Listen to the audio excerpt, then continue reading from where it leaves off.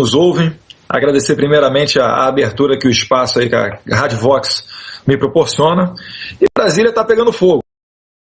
Tem muita gente aí fazendo brincadeira, fazendo memes aí com o japonês da Polícia Federal, falando que tem muito deputado aí que está acordando 5 e meia da manhã para fazer um Cooper antes de bater às 6 horas da manhã, né? Que é o horário que comumente a Polícia Federal desencadeia as suas operações. Que os seus amigos da Polícia Federal, que você é da Polícia Federal, né? Sim, meus colegas da Polícia Federal. E, inclusive, Alex, aproveitando o gancho, só falar um pouquinho aqui para quem não me conhece, eu sou filho do deputado Jair Bolsonaro, minha formação é em Direito pela FRJ, fiz um intercâmbio de 6 meses na Universidade de Coimbra, fritei hambúrguer nas minhas férias universitárias também nos Estados Unidos, uma experiência muito boa que eu aconselho a todos a terem.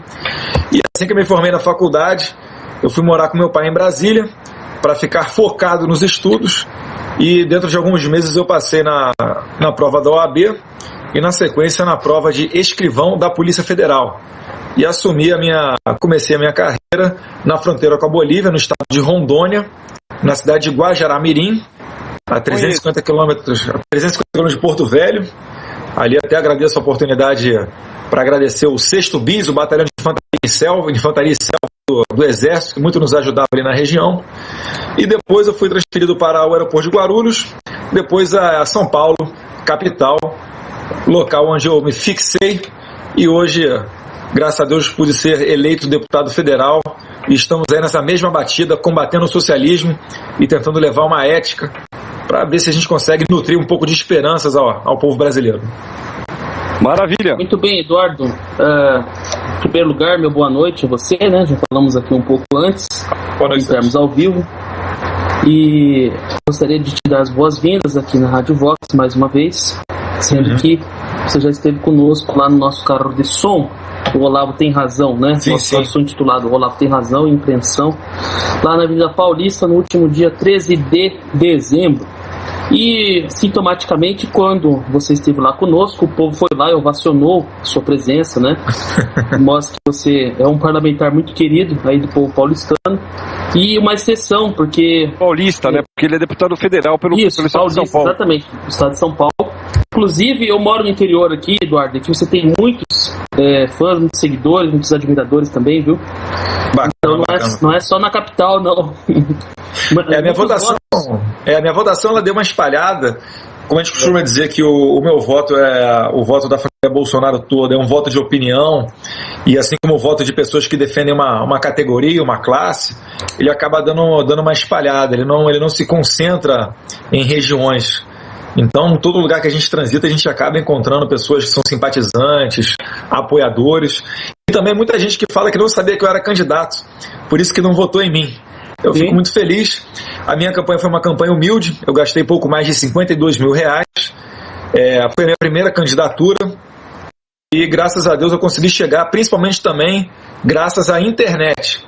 O meu irmão no Rio de Janeiro, o Carlos Bolsonaro, ficava monitorando as minhas redes sociais e fez um excelente trabalho nesse sentido.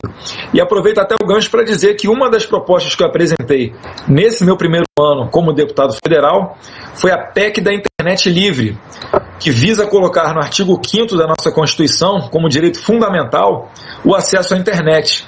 Para quê?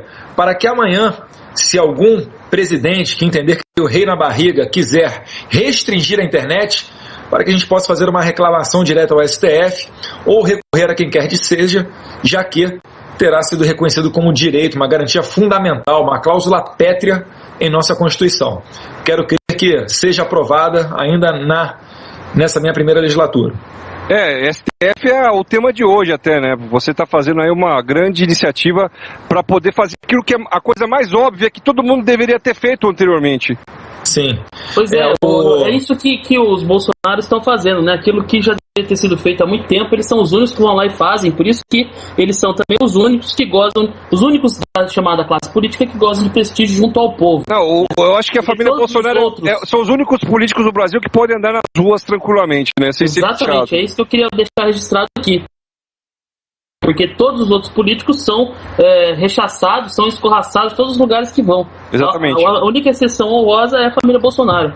Mas já que você já tocou no assunto, Alex, eu acho que seria interessante o Eduardo comentar aí como que foi esse projeto, né, em que ele propôs aí que os ministros do STF tenham um background, né, alguma competência ou passem por algumas exigências que hoje não tem exigência alguma, né? É pura indicação da senhora Presidente da República. Então, Eduardo, fala pra gente um pouco desse projeto aí, inclusive a tramitação dele, como é que tá e tudo mais. É a chamada PEC 180. Para quem está nos ouvindo, PEC é a abreviação de Proposta de Emenda à Constituição. Então, na verdade, eu, a minha assessoria do gabinete, nós estudamos a Constituição para ver ali onde havia essa intromissão da Presidência da República no tocante a nomeações dentro do Poder Judiciário. E não só o STF, para todos os tribunais superiores, o TCU também, eu estou querendo acabar com essa nomeação. E como é que seria essa nova forma de preenchimento desses cargos? Seria o seguinte: o próprio Poder Judiciário é que faria uma proposta de lei, um projeto de lei, e enviaria para o Congresso Nacional aprovar. E aí é o próprio STF que vai dizer, ou o próprio Poder Judiciário que, na verdade, é que vai dizer como é que seria o preenchimento desses cargos, usando apenas critérios objetivos. Então, Dante, Alex, é como se, por exemplo, tivesse lá 10 anos de carreira, entrada através de concurso público, que não pudesse ser pelo 5º Constitucional, que eu também entendo que não é justo, né? A OAB, por que a OAB tem esse poder de indicar desembargadores? Então, na verdade, é para colocar a independência dos poderes no seu devido lugar. Até porque a presidente, ou o presidente no futuro, ele pode ser julgado no STF. E qual é a lisura que terá um juiz, um tribunal, que vai julgar aquele que lhe indicou? Então, na verdade, eu acredito que a Constituição já deveria ter nascido com essa ressalva, mas já que ela não fez, eu consegui recentemente colher 172 assinaturas de deputados para propor essa PEC. E aqui eu abro um outro parênteses. Foi dificílimo conseguir essas assinaturas dentro do Congresso Nacional. Diversos deputados, e não só de esquerda não, se recusavam a assinar essa proposta de emenda à Constituição, pois saberiam que estaria desagradando com muita veemência o governo. Afinal, imagine você perdendo o poder de nomear os ministros do STF. Pode até ver essa situação agora do impeachment. O PCdoB fez uma peça e levou ao STF para que eles pudessem se intrometer dentro do trâmite interno do Congresso Nacional com relação ao impeachment. Então veja o poder, veja sobre o que é que nós estamos falando. Não, realmente é uma coisa que chama muita atenção, né? O fato de que todas as carreiras aí, inclusive dentro do executivo, tem algum pré-requisito, né? Só que o judiciário e a corte máxima do país agora está inundado por essas indicações políticas. Você vê o caso daquele senhor Dias Toffoli, né? O sujeito nunca fez nem sequer um mestrado, um doutorado. Não passou nem para servir cafezinho no tribunal. Não passou em concurso público nenhum, muito menos concurso para juiz, já fez vários concursos para juiz, nunca passou num concurso. Qual que é a única experiência profissional do cidadão? Foi advogado do PT. Aí ele foi colocado no STF para quê? Para advogar para o PT, olha. Quem é que tem alguma dúvida disso? E não deu baixa, né, como advogado. Não deu baixa na carteirinha, né? Igual os seus E ele sequer se declara suspeito nas causas relativas ao Partido dos Trabalhadores, o que é mais absurdo. E é o presidente do TSE. Acabar de ferrar o Brasil. Presidente do TSE, que é o tribunal responsável pela apuração das eleições. Olha só. Não só a apuração, da apuração secreta das eleições realizadas via Smartmatic, uma empresa de tecnologia, uma empresa venezuelana. Então acho que está mais do que fundado o nosso receio em não acreditar nessas urnas. E aí eu vou ter que falar mais uma vez do deputado Jair Bolsonaro, que foi quem propôs a emenda na Constituição também do chamado do voto impresso. E é impressionante, né? O governo, no primeiro momento, disse que isso aumentaria os gastos em 1,8 bilhões para que se pudesse colocar uma impressora ao lado de cada urna nas eleições. Mas para quem rouba 3 trilhões num ano, isso não é nada, né? Dinheiro de troco. Mas aí dinheiro de pinga. Se você fizer as contas, em torno de 530 mil urnas eletrônicas que utilizamos na última eleição, se você for colocar a impressora no lado de cada uma delas, segundo as contas do governo, cada impressora vai custar R$ 3.400.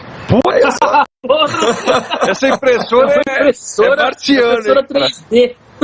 Mas é a impressora do PT, né? Então tá justificado. A gente sabe como é que vai ser. PT, né? Como é que vai ser feita essa conta aí? Uma máquina de calcular sendo batida por 9 dedos ali. Esse 9 dedos sempre tira mais, né? Uhum. Mas foi uma guerra muito difícil também.